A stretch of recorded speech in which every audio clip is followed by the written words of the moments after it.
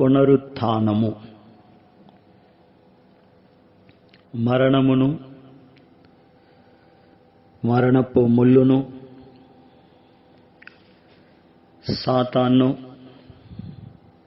సాతాను తలను చితకదొక్కిన ప్రభు అయిన యేసుక్రీస్తు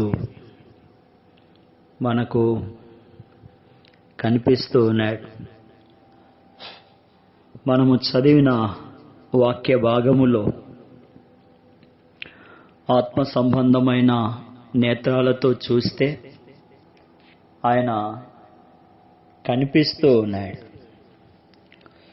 జగత్ పునాది వేయబడిన అనంతరం నరులు భూమిని నింపినారు, దేవతలను చేసుకున్నారు. నరులలో కొంతమంది సాహసించి మేమే దేవతలు అన్నారు. తమ తమ కాలాలలో ఆ దేవతలు, ఆ నరులు చచ్చిపోయినారు. కానీ పునరుత్థానం ఉన్నదని వారికి తెలియదు. ప్రభు అయిన యేసు ఒక్కడే, ఆ అద్వితీయ కుమారుడు ఒక్కడే, కొట్టబడిన కాపరి మాత్రమే శిలువలో నరులలాగా కాకుండా దేవునిగా, దేవుని కుమారునిగా దైవత్వాన్ని సాక్షాత్కరింపజేసిన ఆ నరోత్తముడే సమీపింపరాని తేజస్సులో అమరత్వం వహించినప్పటికీ రిక్తునిగా ఈ భూమి మీద మన కొరకు నరునిగా, మన పాపము కొరకు, దోషము కొరకు మరణించి సమాధి చేయబడిన క్రీస్తు యేసు ఒక్కడే మరణమును మరణింపజేసినాడు, జీవమును జీవింపజేసినాడు. నేను ఎప్పుడూ ఒక మాట గుర్తు చేసుకుంటూ ఉంటాను. సర్వజీవుల యొక్క జీవము యేసు క్రీస్తు ప్రభువే. నా జీవము, నీ జీవము, ఇక్కడ చేరిన అందరి జీవము అంటే ప్రాణము ప్రభు అయిన యేసు క్రీస్తులో దాచబడి ఉంది. ఆయన జీవులకు జీవాధిపతి. ప్రభు అయిన యేసు ఒక్కడే మృతి చెంది పునరుత్థానుడైనాడు. క్రైస్తవత్వానికి పునరుత్థానము వెన్నెముక, మూల రాయి, పునాది. మృతులలో నుండి తిరిగి సజీవంగా అమర్త్య శరీరముతో లేచుట నరులెరగరు, చూడలేదు, ఒక్క యేసుని తప్ప. పునరుత్థానము నరులకు దేహ నిత్యత్వ సూత్రాన్ని ప్రతిపాదించింది. యేసు క్రీస్తు మృతులలో నుండి సజీవంగా పునరుత్థానుడైనట్లు ఆయనను నమ్మి ప్రభు అయిన యేసునందు విశ్వాసం ఉంచి జీవిస్తున్నవారు, ఆయన యందు మరణించిన ప్రతి వాడును ఒక దినాన పునరుత్థానుడవుతాడు. అది ఏ దినము అంటే ప్రభు అయిన యేసు క్రీస్తు మధ్యాకాశములో ప్రత్యక్షమైనప్పుడు. విశ్వసించిన వాడు జీవ పునరుత్థానాన్ని, విశ్వాసము లేకుండా హేళనతో, నిర్లక్ష్యముతో, తృణీకారముతో, వెర్రవీగు స్వభావముతో జీవించిన వాడు నరకములోకి వెళ్ళిపోతాడు. విశ్వసించిన వాడు, ప్రభువైన యేసు క్రీస్తును వెంబడించినటువంటి వాడు జీవపు పునరుత్థానములోనికి, అనగా ప్రభువైన యేసు క్రీస్తు ద్వారా పరలోకానికి చేరుకుంటాడు. ప్రభువైన యేసు క్రీస్తు నందు విశ్వాసముంచిన మృతులు జీవితులవుతారు అన్న వాస్తవమైన సత్యాలు మనకు పునరుత్థానంలో కనిపిస్తాయి. జీవ పునరుత్థానము చెందిన వారు నిరంతరము జీవిస్తూ ఉంటారు. నిరంతరము జీవించువాడు ప్రభు అయిన యేసు క్రీస్తు వారు. కాబట్టి ఆయన యందు విశ్వాసం వచ్చిన వారందరూ కూడా జీవిస్తూ ఉన్నారు. ప్రభు అయిన యేసు మరణించి 3 దినాలు, 3వ దినాన తిరిగి లేచిన తర్వాత సజీవునిగా మొట్టమొదట మగ్దలేనే మరియకు ప్రత్యక్షమైనాడు. ఆమె సుగంధ ద్రవ్యాలు పట్టుకొని ఆయన దేహానికి వాటిని మరి చక్కగా అమర్చాలని సమాధి దగ్గరకు వస్తూ ఉంది. అయితే మరియ హృదయములో ఓ చిన్నపాటి కలవరం. సమాధికి ఉంచబడిన ఆ రాయి చాలా పెద్దది.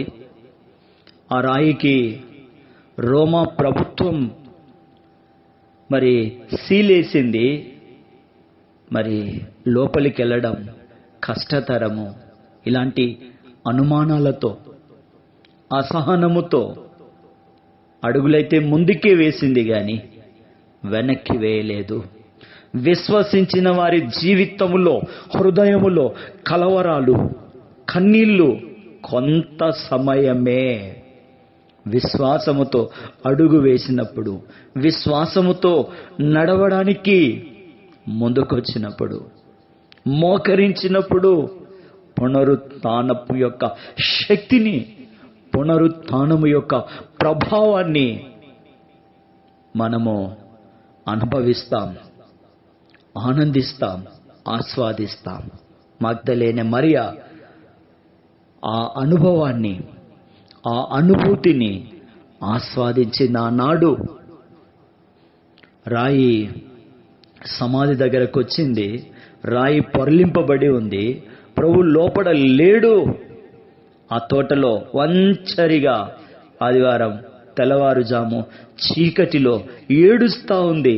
నా ప్రభువుని ఎవరో ఎత్తుకెళ్ళినారు అంటూ ప్రభు గురించి ఆమె కన్నీరు మున్నీరై ఏడుస్తా ఉంది, దుఃఖిస్తా ఉంది, విచారిస్తా ఉంది. విశ్వాసి ఇలాంటి హృదయముతో నింపబడతాడు. తట్టుకోలేడు, ఉండలేడు. ఇంతలో చూడండి, ప్రభువు మారు రూపములో మగ్దలేని మరియకు ప్రత్యక్షమై పలకరిస్తా ఉన్నాడు. అమ్మా, ఎందుకు ఏడుస్తున్నావు? ఇవన్నీ యోహాను సువార్త 20లో రాయబడినాయి. మీరు ఎన్నోసార్లు విని ఉంటారు, అందుకు చెప్పుకుంటూ వెళ్ళిపోతా ఉన్నాను. ఆమెను పేరు పెట్టి పిలిచిన దాకా మగ్దలేని మరియా ప్రభువును గుర్తుపట్టలేకపోయింది. ఏమంది? నా ప్రభువుని ఎవరో ఎత్తుకొని పోయినారు, నాకు చెబితే అని అంటా ఉంది.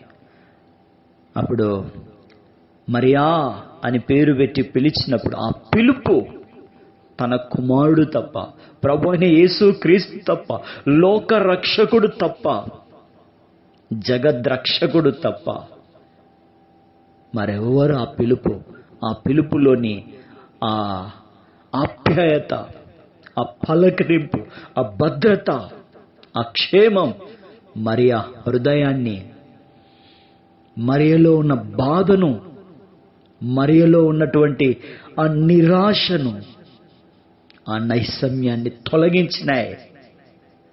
ప్రభువును గుర్తుపట్టలేకపోయినా మరియా పేరు పెట్టి పిలుస్తానే గుర్తుపట్టింది, తెలుసుకోగలిగింది, ఆనందిస్తా ఉంది. ఎప్పుడు సంతోషము ఆమె జీవితంలో కనిపిస్తా ఉన్నాయి. నేను ప్రభువును చూచి తిని ఆయన నాతో ఈ మాటలు చెప్పినాడని శిష్యులకు చెప్తా ఉంది.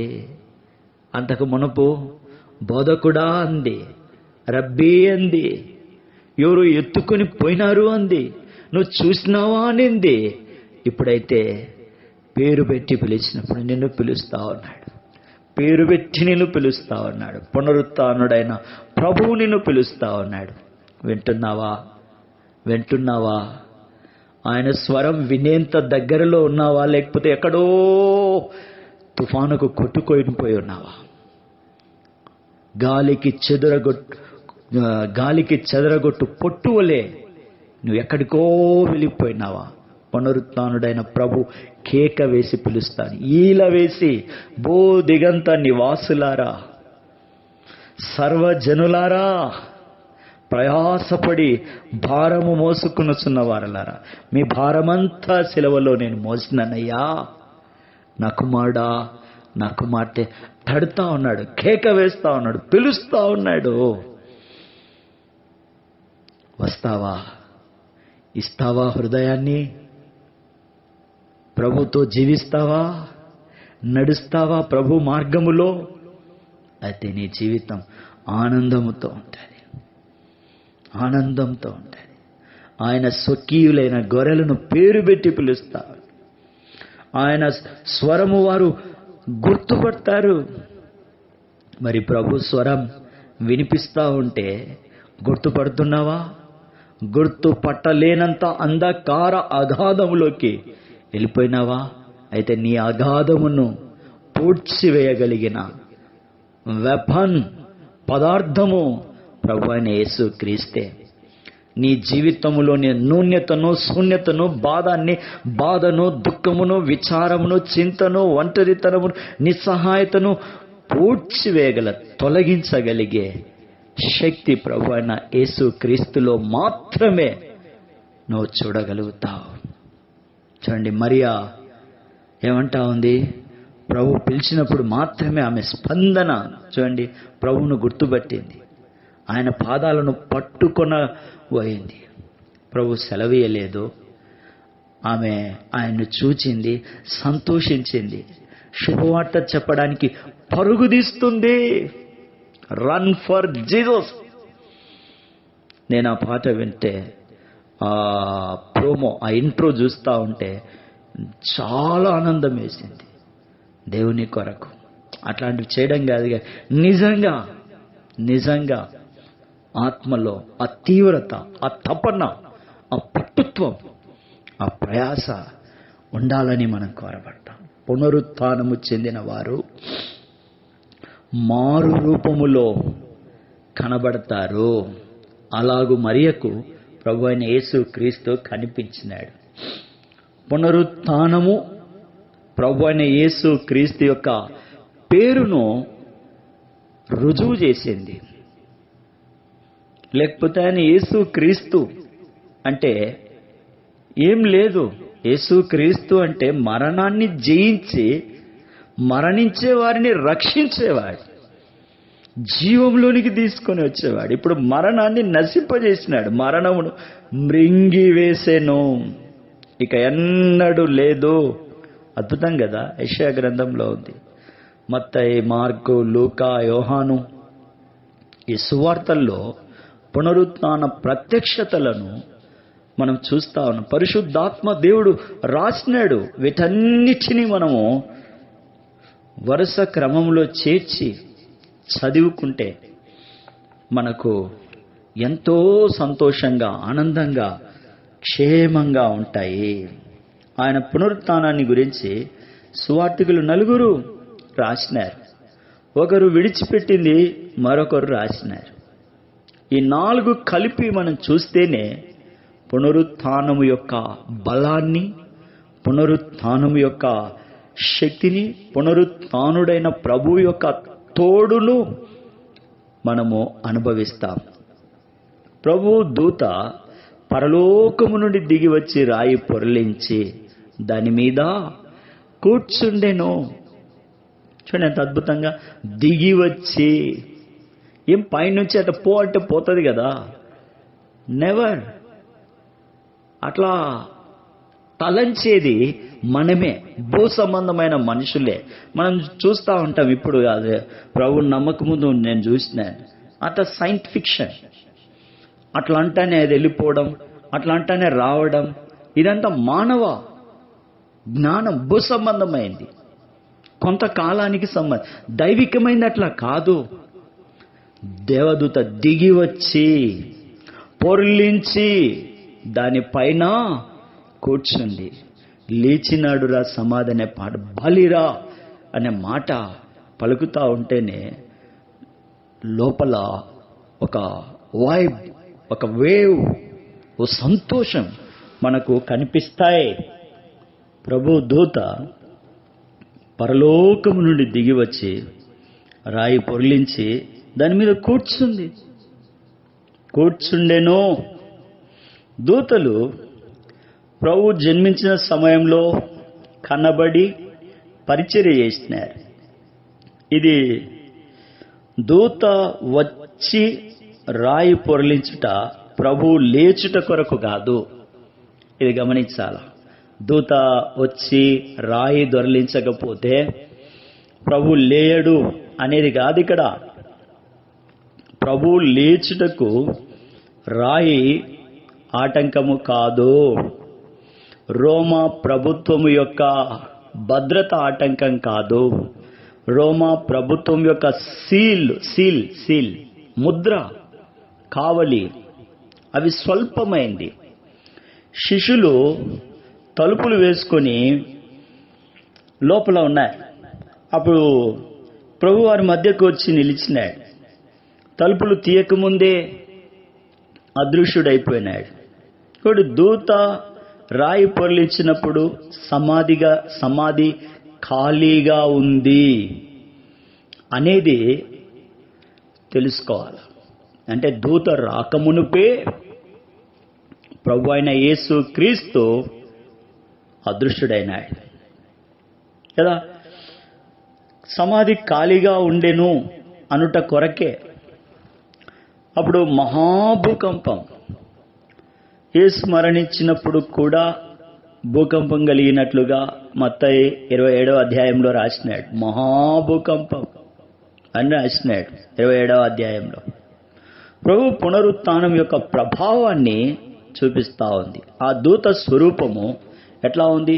మెరుపు వలె. యోహాన్ రాస్తాడు 20వ అధ్యాయంలో, పునరుత్థానుడైన ప్రభు యొక్క వస్త్రములు హిమమంత తెల్లగా ఉండెను. అతని వస్త్రములు, అతనికి భయపడుట వలన కావలి వారు వణికి చచ్చిన వారి వల్లే ఉండిరి. ప్రభు సమాధికి కాపలా గాసేవారు మనుషులు. వాళ్ళు ఏపాటి వారు చూడండి.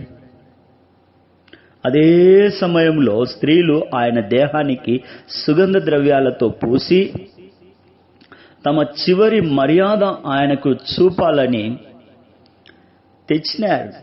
ఎవరెవరు వచ్చినారు? మగ్దలేని మరియా, యాకోబు తల్లి అయిన మరియా, సలోమి, యోహన్నా, ఇంకా కొందరు స్త్రీలు. శిష్యులు ఆయన విడిచి పారిపోయినారు. కానీ స్త్రీలు ప్రభు వద్దనే నిలిచినారు. ఆయన సమాధి చేపట్టం కూడా చూసినారు కదా. మొదటి ప్రత్యక్షత మరియా చూసింది, మగ్దలేని మరియా. ప్రభు సీమోను పేతురుకు ప్రత్యక్షమైనాడు, తోమాను బలపరిచినాడు. మగ్దలేని మరియా, యాకోబు తల్లి అయిన మరియా, సలోమి తెల్లవారుజామున సమాధి దగ్గరికి వచ్చినారు. రాయి పొర్లింపబడి ఉంది. పట్టణంలోనికి వెళ్ళినారు. 11 మంది శిష్యులతో చెప్పినారు. తర్వాత మగ్దలేని మరియా, పేతురు, యోహాను ముగ్గురు వచ్చినారు సమాధి దగ్గరకు. పేతురు, యోహానులు సమాధిలో వెళ్ళినారు. ప్రభు వస్త్రాలు పడి ఉండటాన్ని, ఆయన తల రుమాలు చుట్టి ఉండుట చూచి వెళ్ళిపోయినారు. మరియమ్మ సమాధి బయట నిలవబడి ఏడుస్తూ ఉంటే ప్రభు ప్రత్యక్షతను కూడా ఆమె స్వరాన్ని వినింది కదా.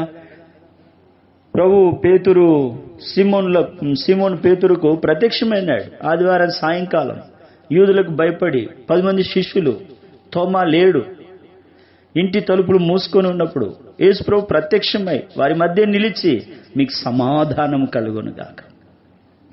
పాపములో పట్టబడిన స్త్రీని మోషే ధర్మశాస్త్రం ప్రకారంగా రాళ్లతో కొట్టి చంపాలా. అయితే యేసు ప్రభు, అమ్మా వాళ్ళెవరూ శిక్ష విధించలేదు కదా, నేను నీకు శిక్ష విధించను. శిక్షించుట కొరకు నేను రాలేదు, క్షమించుట కొరకే వచ్చిన. నేను మోయుట కొరకే, సిలువ మోయుట కొరకే, మిమ్మును మరణము నుండి విడిపించుట కొరకే, మీ పాపమును క్షమించుట కొరకే, మీ పాపమునకు ప్రాయశ్చిత్తంగా బలిగా నా ప్రాణమును అర్పించుట కొరకే వచ్చినారు. కాబట్టి నువ్వు సమాధానముతో వెళ్ళు. ఇక నీ జీవితంలో పాపం చేయాలనుకున్నా ఇక నువ్వు చేయవు. అట్టి సమాధానం ప్రభు అని యేసు దగ్గర ఆమె పొందింది. అదే సమాధానం భయముతో, నిరాశతో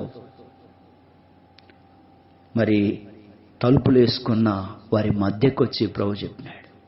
ఆయన ఈ మాట చెప్పి వారి మీద పరిశుద్ధాత్మను ఊది, మీరు ఎవరి పాపాలు క్షమిస్తారో అవి వారికి క్షమించబడతాయి, ఎవరి పాపాలు నిలిచి ఉండనిస్తారో అవి నిలిచి ఉంటాయని చెప్పినారు. ఈ వాక్యము ఆనాటి యేసు క్రీస్తు ప్రభు యొక్క శిష్యులకు మాత్రమేనా? నేడు ప్రభుని యేసు క్రీస్తునందు విశ్వాసం ఉంచి ఆత్మరూపకంగా విశ్వాసము ద్వారా క్రీస్తు రక్తంలో కడగబడిన వారికి నా అంటే ఆనాడు ప్రభు అయిన యేసు క్రీస్తు నా శిష్యులు ఎంత దైవికంగా డిసిప్లైన్గా వెంబడించినారో, విశ్వాసం వచ్చినారో, అట్టి విశ్వాసతో మనలో కూడా ఉంటే ఈ వాక్యం మనం కూడా క్లెయిమ్ చేసుకోవచ్చు. ఇంకా మనం చూస్తే లూకా ఏం రాసినాడు అంటే ఎమ్మాయి గ్రామస్తులకు ప్రత్యక్షత గురించి రాసినాడు. ఆదివారం ఇద్దరు ఎమ్మాయి గ్రామస్తులు యెరూషలేము నుండి ప్రయాణం అయిపోతా ఉన్నారు.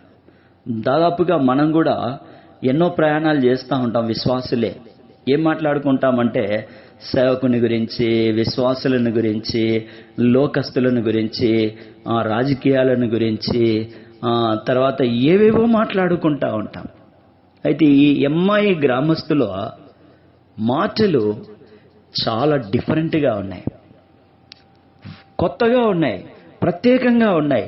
అవేంటివంటే యెరూషలేము నుండి ప్రయాణం చేస్తూ ఉంటే ఏం మాట్లాడుకోవచ్చు? ఏం కొన్నావు, ఏం చూసినావు, ఏం తిన్నావు, ఎవరితో మాట్లాడినావు, ఎక్కడున్నావు, ఇవి కదా. ఇవేవి లేవు. వారు యెరూషలేములో జరిగిన విషయాలు ఏంటా విషయాలు? ఎన్నో విషయాలు జరిగినాయి, ఎన్నో వింతలు జరిగినాయి. అవే మాట్లాడుకోలే. ప్రభుని ప్రత్యక్షతను గురించి విన్నారు, తిరుగు ప్రయాణం చేస్తూ ఉన్నారు. ఆ గ్రామం యెరూషలేము పట్టణానికి ఆమడ అంటే 7 మైళ్ళు, ఆ దినాల్లో 11 కిలోమీటర్లుగా మనము చెప్పబడటచ్చు, వింటా ఉన్నాం. దూరంలో ఉన్న ఎమ్మాయి దారిలో వారిరువురు యెరూషలేములో వినిన సంగతులను ముచ్చటిస్తుంటా ఉన్నారు. యెరూషలేములో ప్రభు అయిన యేసు క్రీస్తుని గురించి వారు విని మాట్లాడుకుంటూ ఉంటే పునరుత్థానపు ప్రభావం వారి మీద ఉన్నదని మనం ఎలా చెప్తాం? ఉందే. ఆ ఇద్దరు కూడి ప్రభువుని గురించి చెప్పుకొంటూ ఉండగా ఓ మాట ఇక్కడ నేను మీకు గుర్తు చేయాలనుకుంటా ఉన్నాను. మలాకీ గ్రంథం 3వ అధ్యాయము 16వ వచనంలో రాయబడినటువంటి మాటే ఏంటంటే, అప్పుడు యెహోవా యందు భయభక్తులు గలవారు ఒకరితో ఒకరు మాట్లాడుకొనుచుండగా యెహోవా చెవియొగ్గి ఆలకించెను. మరియు యెహోవా యందు భయభక్తులు కలిగి ఆయన నామమును స్మరించుచూ ఉండు వారికి జ్ఞాపకార్థకంగా ఒక గ్రంథము ఆయన సముఖమునందు. సరే, ఇక్కడ ఏంటంటే ఏం రాసినారంటే, దేవుని యందు భయభక్తులు గలవారు ఒకరితో ఒకరు మాట్లాడుకుంటారు. ఎవరి గురించి? దేవుని గురించి మాట్లాడుకుంటారు. మరి మనలో దేవుని యందు భయభక్తులు ఉన్నాయా? ఈస్టరు, పునరుత్థాన పండుగ అంటే ఇంకా ఎప్పుడూ వినేటే కాకుండా కొత్తగా ఒక 3 విషయాలు మీతో పంచుకోవాలని నేను ఇక్కడికి వచ్చినాను. మొదటిది ఏంటంటే, పునరుత్థాన పండుగ కొరకు వచ్చిన మనం ఇక్కడ చూస్తామంటే కొంతమంది రంగులు బాగా, వసంతం బాగా, సంతోషం, మంచిది. అయితే ఇక్కడ అసలు విషయం, ఓ చిన్న ప్రశ్న, నాకు చెప్పనవసరం లేదు, జవాబు మీ మనసుకు, మీ మనస్సాక్షికి, మీ విశ్వాసానికి, మీ వ్యక్తిగత జీవితానికి, మీ కొరకు ప్రాణం పెట్టిన ప్రభు అయిన యేసు క్రీస్తుతో, దేవునితో, సహవాసముతో చర్చించుకోండి. దేవుని యందు భయభక్తులు కలిగి ఉన్నట్లయితే మీరు ఇంకొకరితో కలిసి నడిచేటప్పుడు ఏం చేస్తున్నారు, ఏం మాట్లాడుతున్నారు? అంటే దేవుని గురించేనా? అంటే ఏమైనా ఉంటే వాటిని కూడా త్వరగా క్లియర్ చేసుకొని దేవుని గురించి మాట్లాడండి. అవి చేస్తూ మానక వీటిని కూడా అన్నాడు కదా పౌలు. కాబట్టి చూడండి, దేవుని యందు భయభక్తులు గలవారు దేవుని గురించి మాట్లాడుకుంటారు. ఒకరు చెప్తూ ఉంటే ఇంకొకరు వినడం కాదు, తక్కించుకొనుట. అక్కడ ఇట్లా రాసినారు, నాకు దేవుడిచ్చిన తలంపు ఇది, మరి నేను చదివిన ఈ వాక్య నాకున్న తలంపు ఇది, అంతే కదా. చూడండి, ప్రభు తానే వారి దగ్గరకు వచ్చినారు. ఆ ఇద్దరు కూడి ప్రభువుని గురించి చెప్పుకుంటా ఉంటే ప్రభు తానే వారి దగ్గరకు వచ్చి వారితో కూడా ఎవరితో నడుస్తాడు దేవుడు? ఎవరిని నడిపిస్తాడు దేవుడు? యెహోవా యందు భయభక్తులు కలిగి ఆయన గురించి మాట్లాడుకునే వారిని కాక ఇంకెవరిని నడిపిస్తాడు? యెహోవా దేవుని యందు నీవు భయభక్తులు కలిగి ఉంటే జ్ఞానం ఉంటుంది, వివేకం ఉంటుంది, ఐశ్వర్యం ఉంటుంది, ఆనందం ఉంటుంది, వర్ధిల్లుతావు. నువ్వు దేవుని మీద కాన్సన్ట్రేషన్ లేకుండా వాళ్ళ గురించి వీళ్ళ గురించి ఏమీ తెలియనటువంటి వాళ్ళని అడిగి నువ్వు తెలుసుకుంటే ఏం ప్రయోజనం? నష్టం కాకపోతే ఇప్పుడు చూడండి, నీ కుమారుని గురించి నువ్వు తప్ప వేరే వాళ్ళు చెప్పగలరా? నువ్వే ఎందుకు చెప్తావు అంటే నువ్వు ఆయన పెంచుతున్నావు కాబట్టి. నీ కుమారుడు నీ గురించి చెప్పగలడు. అలాగే ఒకరి గురించి మనం చెప్పాలన్నా తెలుసుకోవాలన్నా వారితో సహవాసం చేయాలి.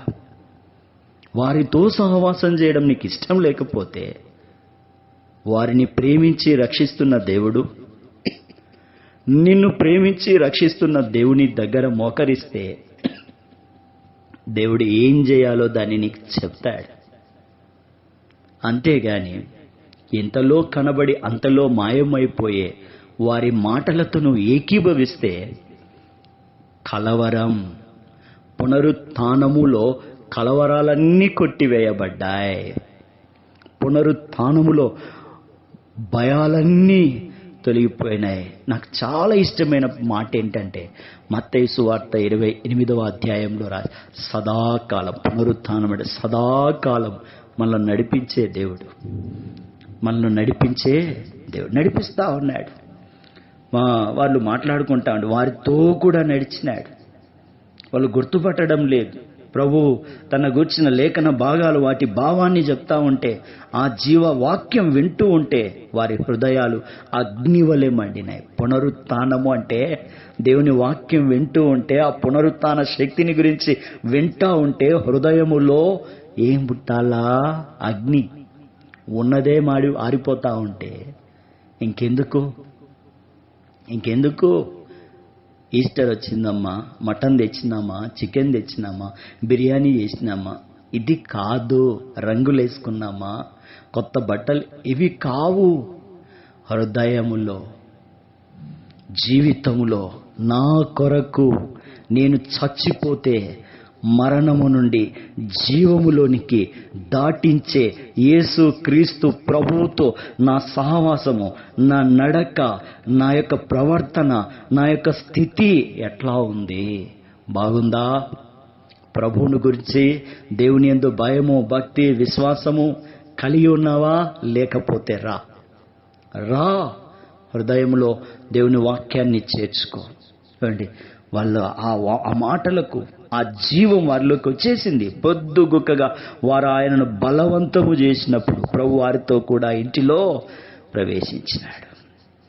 ఒక రొట్టెను పట్టుకొని స్తోత్రము చేసి దాన్ని విరిచి వారికి పంచిపెట్టి వెంటనే వారికి కన్నులు తెరవబడి. ఎట్లా? ఈ ఇద్దరి గ్రామస్తులకి ఎట్లా తెలిసింది ఇది అంటే 5,000 మందికి లేదా 7,000 మంది ఆ పంచినప్పుడు ఆయన రొట్టెను పట్టుకొని స్తోత్రం చేసే ఆ యొక్క సంఘటన వారు చూసినారు. అంటే ఆ గుంపులో వీళ్ళు ఉన్నారు. అర్థమవుతుందా? ఉన్నావా ఆ సహవాసంలో, ఆ సమాజములో, ఆ గుంపులో? ఏ గుంపు? ఏ గుంపు? యెజబెలు సమకూర్చి నింద మోపి ఆ నీచులు అట్లాంటిది కాదు. దేవుని యందు భయభక్తులు కలిగి దేవుని వాక్యం కొరకు తీవ్రత కలిగినటువంటి గుంపుతో ఉన్నావా? ఉన్నావా? నేను తీవ్రత కలిగిన చూపి నెత్తి మీద ఏం బోర్డు ఉండదు. వారి మాటలు, వారి క్రియలు, దేవుని ప్రేమ వారిలో కనిపిస్తుంది. వారు దేవుని ప్రేమను చూపిస్తారు. ప్రభువైన యేసు క్రీస్తు మార్గములో వారు నడిపించడానికి ఇష్టపడతారు. నాకు అర్థమైపోతుంది.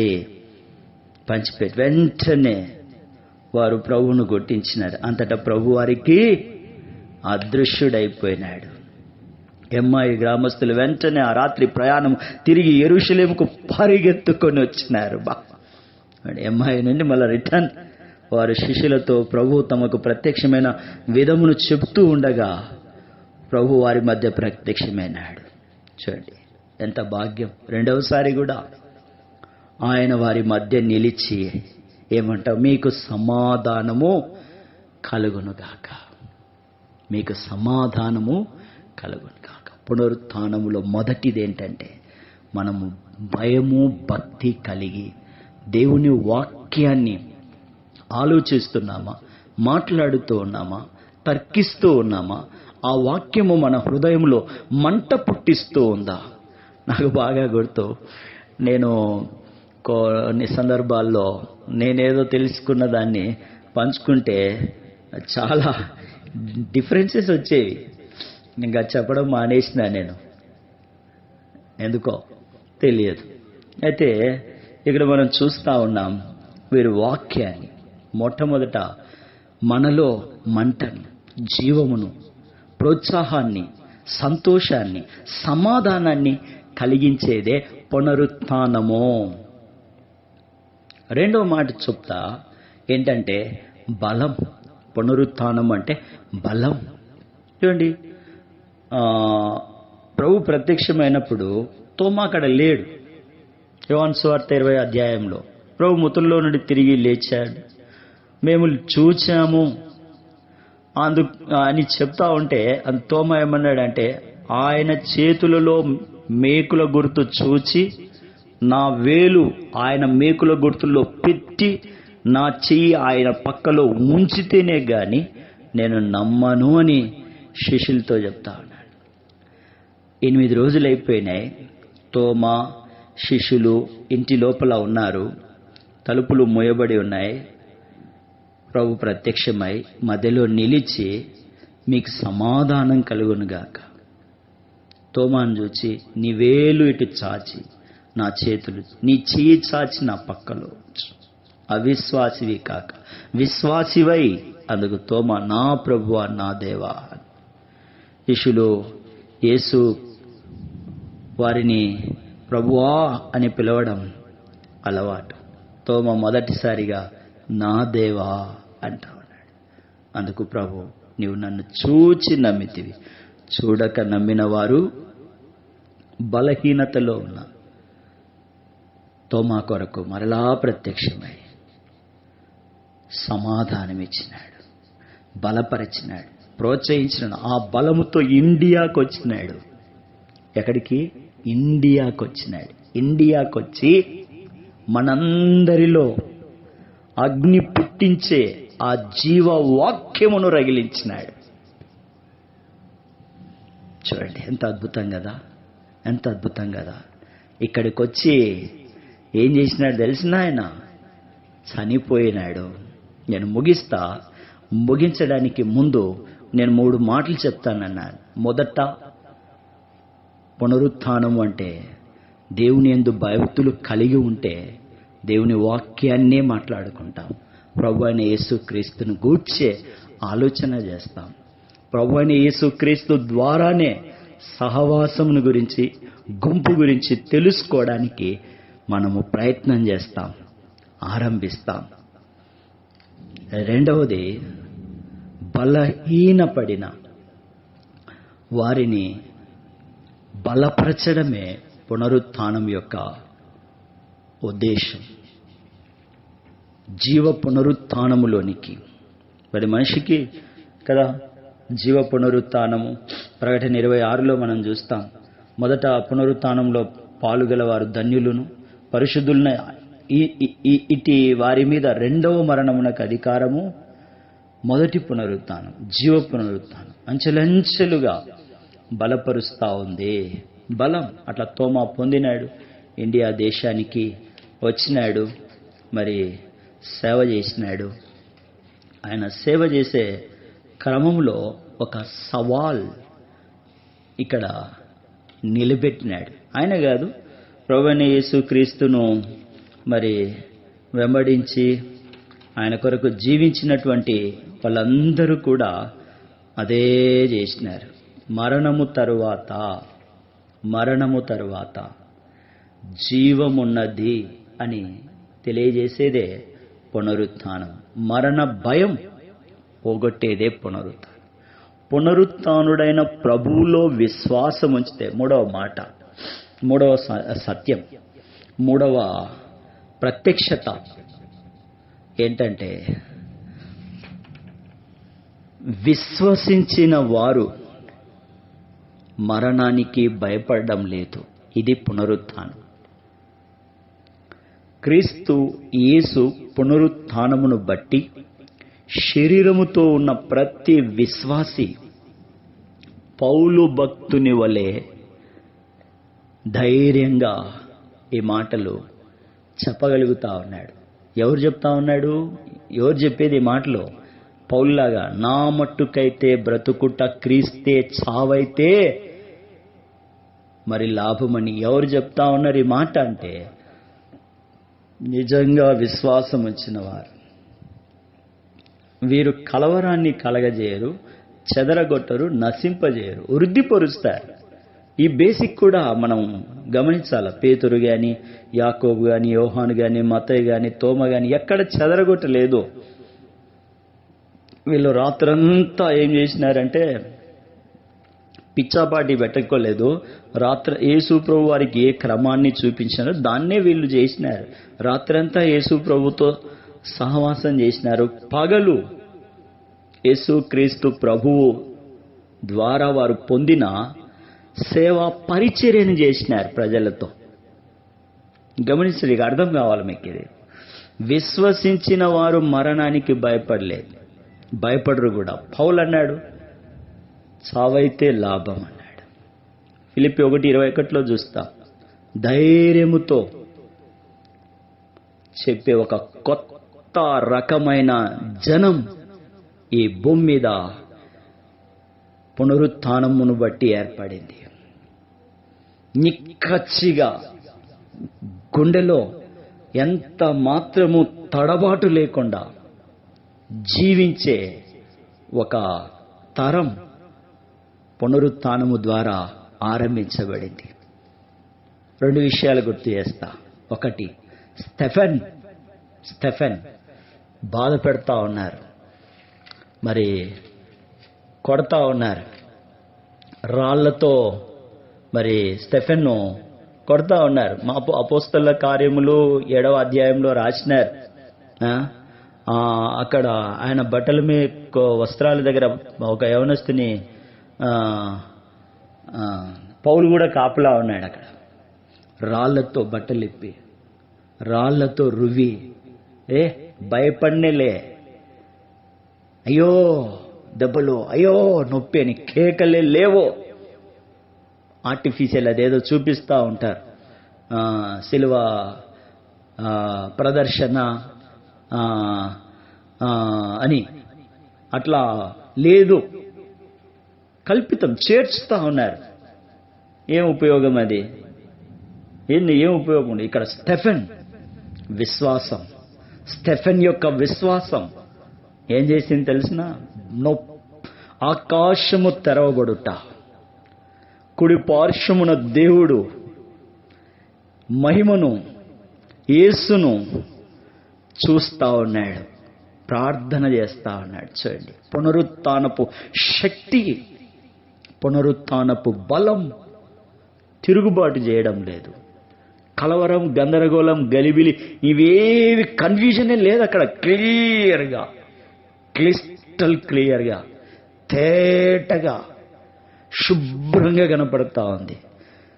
ఆకాశము తెరవబడుట, మోకరించి పరిశుద్ధాత్మతో నిండుకొని, కోపము లేదు, ద్వేషము లేదు, నిండు హృదయముతో పరిశుద్ధాత్మతో నింపబడటం వల్ల తెరవబడిన ఆకాశము, దేవుని మహిమ, యేసు క్రీస్తు ప్రభువును దేవుని కుడిపార్శ్వమును నిలిచి ఉండడం, ఇవన్నీ చూసి దేవుని రాజ్యాన్ని చేరుకున్నాడు.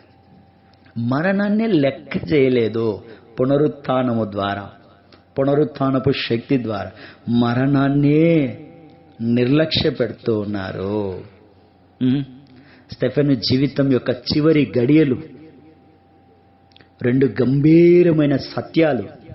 ఈ 2 అది వరకెన్నడూ లేని అపూర్వమైన క్రైస్తవ్యమునకు మాత్రమే చెందినటువంటి ప్రాముఖ్యమైన సత్యాలు. మొదటిది, నరుడు మహిమపరచబడి పరలోకములో ఉండడం.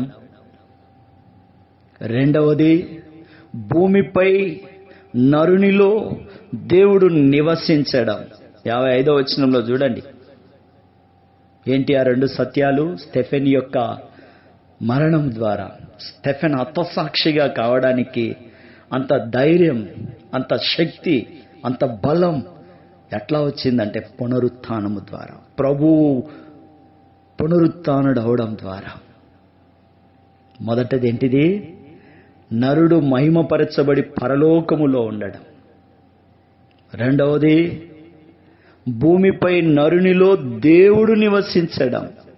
దేవుడైన పరిశుద్ధాత్ముడు భూమిపైనున్న స్టెఫెన్లోనికి వచ్చినాడు. పరిశుద్ధాత్మతో నిండుకొనిన వాడై. వండర్ఫుల్ కదా. పునరుత్థానం అంటే ఇదేనయ్యా. భయం లేదు, బెదురు లేదు, కేకలు లేవు, ద్వేషము లేదు, కోపము లేదు. సాధు జీవితం ఉందా నీలో?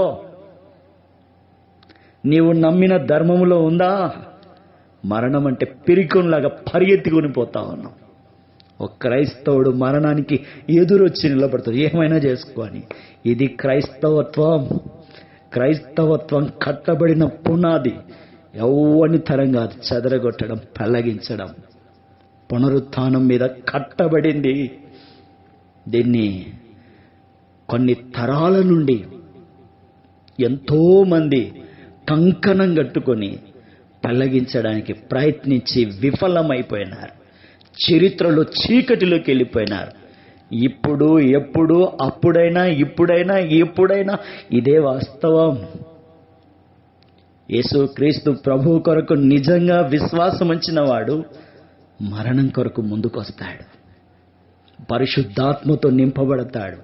తెరవబడిన ఆకాశాన్ని చూస్తాడు. దేవుని మహిమతో నింపబడతాడు. దేవుని కుడి పార్శ్వమున ఉన్న యేసు క్రీస్తు ప్రభు యొక్క ఆహ్వానాన్ని అందుకుంటాడు. అర్థమవుతుందా? స్టెఫెన్ తర్వాత పౌలు శిరచ్ఛేదనం. ఇంకొక విషయం చెప్తాను. యోహాను చంపడానికి జబదయి కుమారులలో ఒకడైనటువంటి ప్రకటన గ్రంథం రాసినటువంటి యేసు రొమ్మును ఆనుకున్నటువంటి యోహాను చంపడానికి ఓ పెద్ద బాండీలో నూనెలో వేస్తే బొబ్బలు కూడా రాలే. ఎత్తైన స్థలము నుండి కింద పడేస్తే చిన్న గీత కూడా పడలేదంట. భయపడిపోయినాడు. రోమా గవర్నమెంట్ శతాధిపతి ఇంకెవరో భయంతో ఏం చేయలేక దీపంలో పడేసినారు.